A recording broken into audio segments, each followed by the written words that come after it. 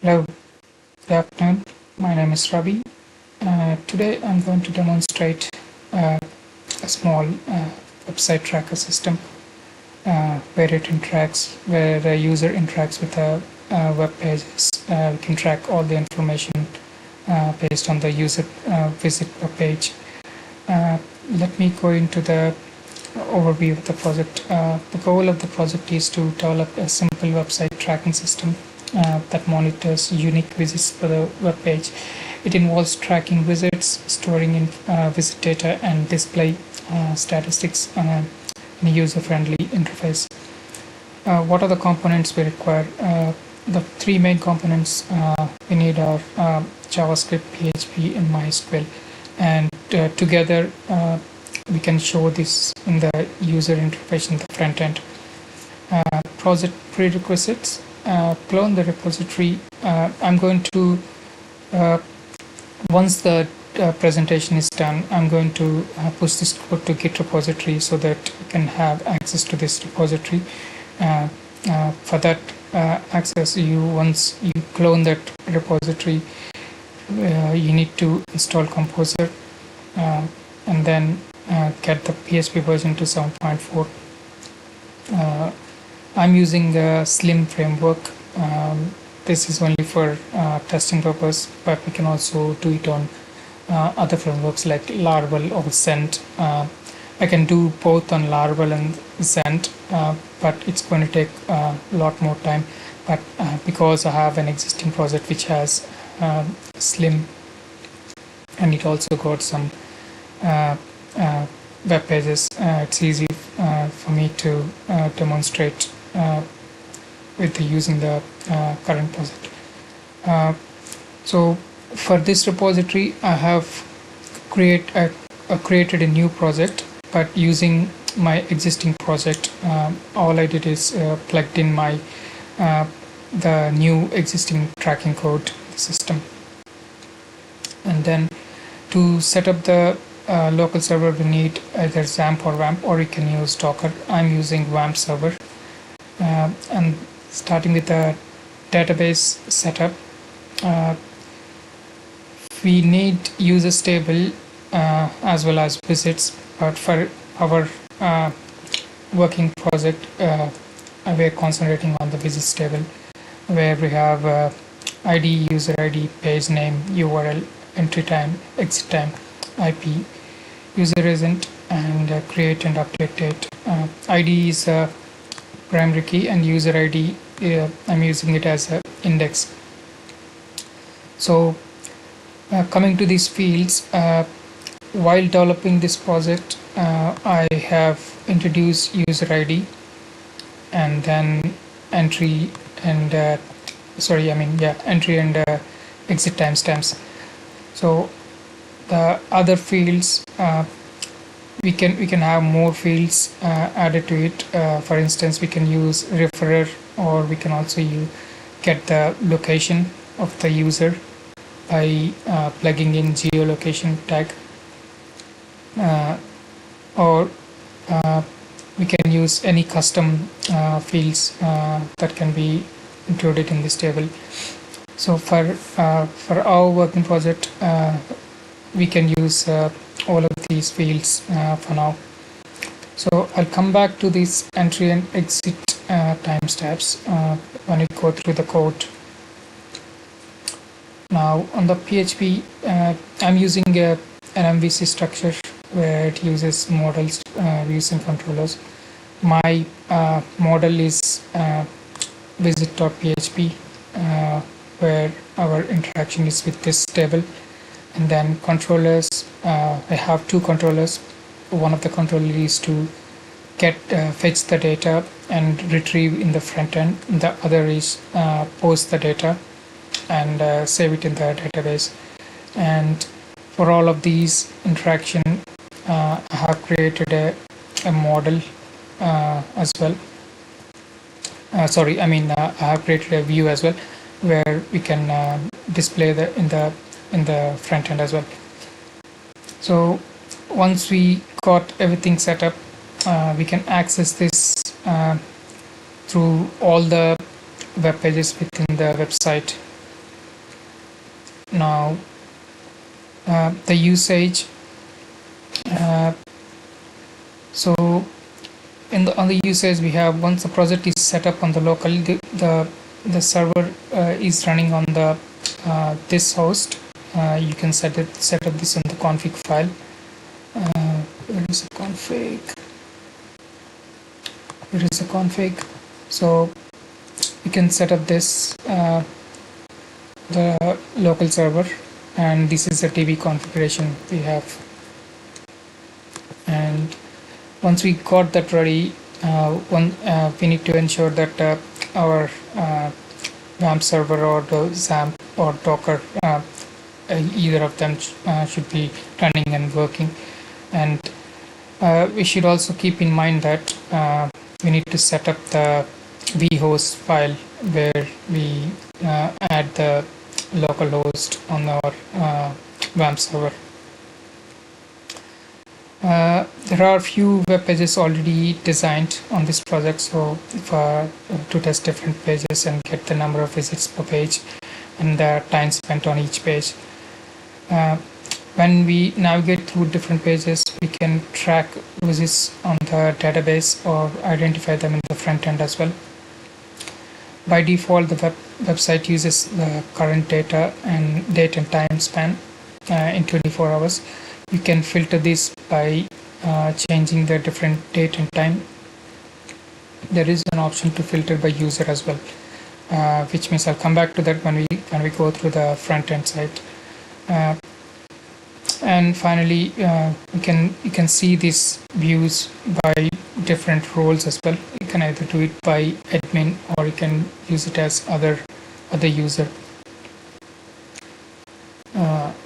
So yeah, I will run through the code for now, because this is the second time I'm recording. The first time when I did it didn't show the front end site, so I'm going to do it in two parts. This will be the backend code, and the front end I will be doing it in the part 2 section. Now let's go into the code base. First, let's go into the models. These are my existing models, so our focus is on the visits. So I'm calling this query using the three parameters: start date and user ID. And I also joined user ID, users table as well, to retrieve the user information. The key thing is this column where it fetches the average time span. I have used this in my previous company project where for tracking information that the time spent on the web page. So I've applied the same logic here as well. So basically it's taking the difference of entry time span and the exit time span in seconds, and rest of the query is just calling all the columns and joining. And I'm grouping this by user ID, email, URL, and page name. We can do by different based on the requirement, and sorting the order by entry timestamp. Now let's go into the controllers. So this is the entry point where it fetches the first post call, but let me go into the front end part where it gets the data. Now, like I said, I'm using the MVC structure. These are just objects, so I'm calling the visit object, which is the model, and then once we got all the data ready, I'm just saving the data in that variable. So when the user submits the form, we get all of these information, and the user ID is coming from the session. I've stored this in the session. So the request.params is actually it is coming through the Slim framework. The params does both get and post requests, so we can retrieve the data either by get or post using the request.params. Now here we're checking if the data exists, which means by default, if the user hasn't selected anything, we are setting the default time and date, and here we are adjusting the time to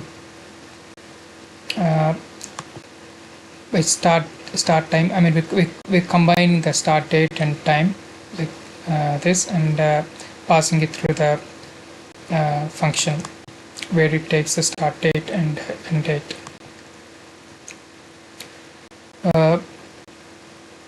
If the user hasn't selected anything, or by default it is we need to show some kind of information, so by default I'm selecting all.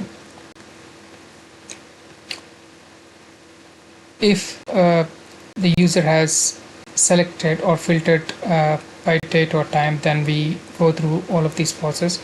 I'm also checking these to the roles as well. If it is an admin role, we do check by the user. If he is not an admin, then we can also retrieve the data based on the existing login, and then retrieve the data. So this is all for the front end to display. Now, and this is where we retrieve the data from the actual JavaScript which is plugged in the base file. So here we are calling the track.php, and then once we go into the track, and if you print the data, we can I mean, in my earlier video I've actually showed you the printed the data on the UI, but currently this Windows recording is only showing on the screen selected, so I won't be able to show you on the print section.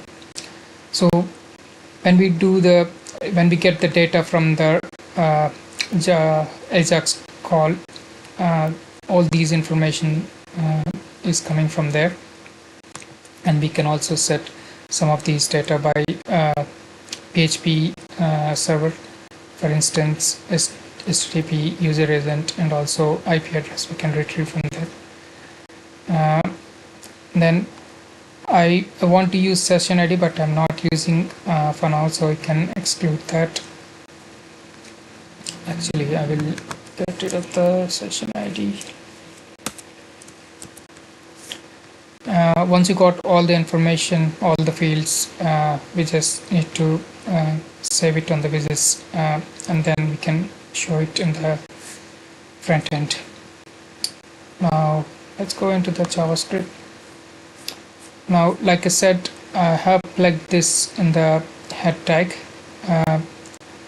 where the reason I use this here is it can be accessed across the whole application.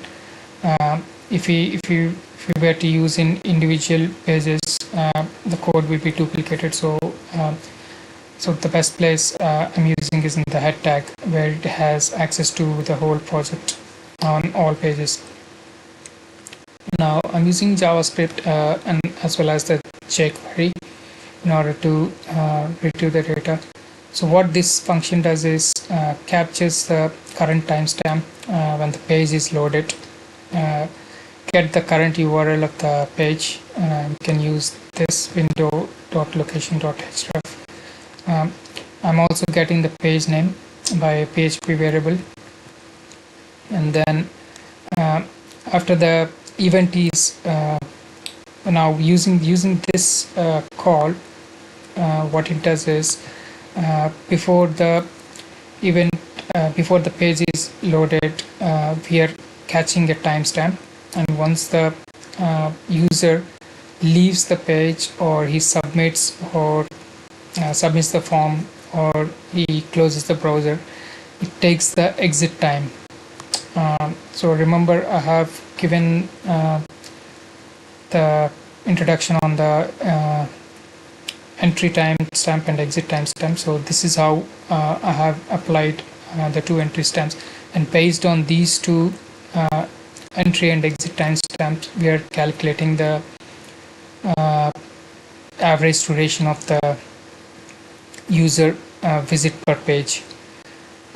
Once we got all the variables ready, we push it to the ajax call. It is going into the track.php, which is the previous controller which I have already demonstrated, and the HTTP method is the post.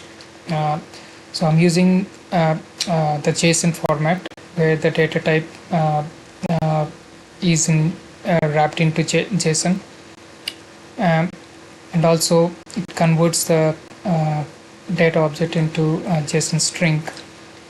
If it is success, we can track this using the console log, or we can also put an alert to get the response back. And if there is any error, we can also throw some errors in there. So this is the basic of the tracking code in the backend. Now I'm going to close this video and start demonstrating in the front end side, because the Windows is not taking the other screen which is existing. So let me come back to you on the other video. Thank you for listening to this. Thank you. Bye.